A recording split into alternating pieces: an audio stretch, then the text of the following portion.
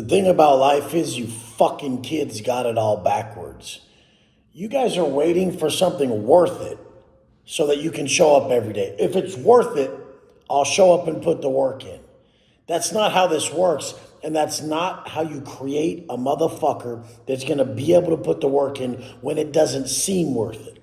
Because every opportunity on this planet at some point or another will not fucking seem worth it. But the man who's able to continually work every day towards a vision that is not guaranteed, he'll make it. But this is where you guys fail. You guys think that you have an education problem. You guys think you have to learn more and it'll be very easy. You have an application problem. The fact is, it's never going to be very easy. You have to shift your mindset around the fact that you're proud of yourself for going hard on the days when it wasn't. Now, someone like me can get a result every day. If I put the work in all fucking day and I didn't get the result I wanted, then it was an internal result. Then I strengthened my mindset. I strengthened my reserve. I strengthened my ability to stay focused on the fucking goal regardless of how I felt. And you guys always say all this shit matters. It's not the end outcome, it's the path, it's the journey. But you never fucking live it. People like me will wake up every fucking day at 2:45 a.m. and go to bed at 12 at fucking night. Oh, you sleep that little. Yeah, sometimes maybe 10 o'clock, motherfucker. But when the sales aren't coming together, very simply, which they don't, I've grinded for every fucking sale I've ever done for my company. And the thing is if it doesn't pan out, I'm staying up till my phone's falling on my fucking face. And I'm doing that every day until I make the amounts that I need to make to live the life that I want to live. You guys would stop knocking doors if you were a door-to-door solar guy. You guys would stop picking up the phone if you were a life insurance salesman. You guys would stop doing DMs. You would stop messaging people. You would stop answering if you didn't get your result in the first fucking month or two. This is years down the road that I'm still operating the same way because I know right at the last second, right when you wanted to fucking quit, right when it didn't seem worth it no more, right when you were about to say fuck it, bam, that sale comes through. And then at the end of the day, you realize it wasn't about the sale at all. It was God's gift to you for not quitting. He said, here you go. Here's that gift. That's one way that you'll be gifted as a real motherfucker. That's one way. Another way is this.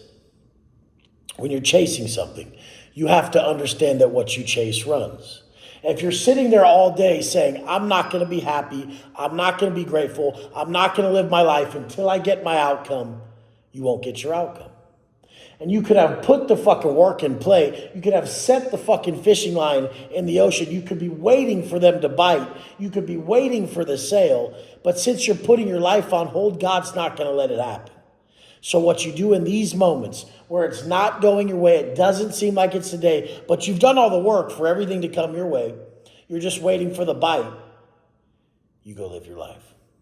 What happens then is always supernatural. It's always amazing. It's always spiritual. Because the second you're no longer connected to that sale, the second you no longer even care about it, the second you're grateful for your life and you're in flow state, ding, the sale comes through. What you've been waiting for that entire time that you've been stressing over, that you thought would never come unless you stressed about it, happens the second you break that tie. The second you let it go, the second you just let time take its course, the second you just let nature do its work, the second you let God intervene and bless you for not being that ungrateful fuck who's saying, I'm not going to live my life until I get that tangible result. And he's like, it ain't about that, motherfucker. You did everything right. The wheels are set in motion. Keep living. I'll make sure it happens. It's happened to me so many fucking times, it would blow your mind. Every time I sit there and I want to force an outcome, I just say, you know what? I'm going to go for a drive, or I'm going to go work out, or I'm going to go do something with my homies or with the family or something. I'm going to go do something cool. Fuck it. Even though it wasn't the biggest day, I'm going to go treat everybody to a good day. The second you forget about it, you break that tie, you forget about the outcome that you needed so badly, it comes right through. You have a block. There's a block from being ungrateful that most you guys possess. That's why you need to have a blueprint that sets everything in motion, puts the wheels in motion, sets that fishing line in the water for you to snag that motherfucker, sets it all in play. And then you just go live your fucking life. You need to go do more for people. You need to get into flow state and forget about that outcome that's supposedly supposed to validate you and is going to make you whole. It's going to change your life. You need to let that go.